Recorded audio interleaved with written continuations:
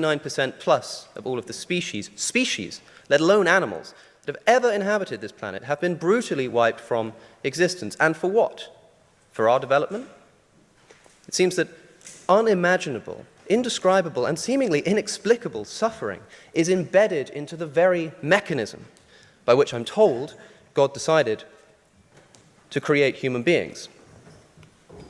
I'm not saying this can't be explained on theism. Of course I can't say that. You could say that this is all part of some grand plan of Jobian proportion in its unintelligibility. Maybe there's some kind of compensation in the afterlife. Maybe dogs do go to heaven after all, sure. I'm just asking you what you would actually expect to be the case. I think that we wouldn't expect to see anything like what I've just described if we assume that there is a benevolent invigilator overseeing the process. However, if we assume atheism, not only do we come to explain this phenomenon, but in my view, we also come to expect it.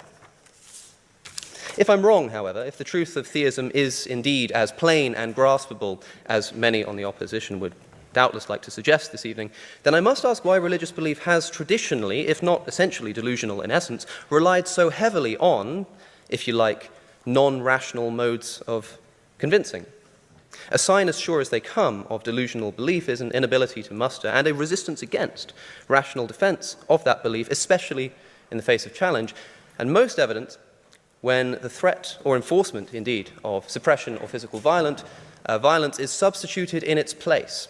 That is the place of rational argument. And this hardly needs explication. Just 600 feet from the door of this chamber, there's an easily missable cross on the floor of Broad Street, which marks the spot where 3 bishops of the Church of England were burned at the stake. Not even for being the wrong religion, but so close, the wrong denomination, the wrong interpretation of the words. Doctrinal disputes like this have a long and violent history within the religious tradition, and I think it's worth asking why that's the case. Oh, you think that the sun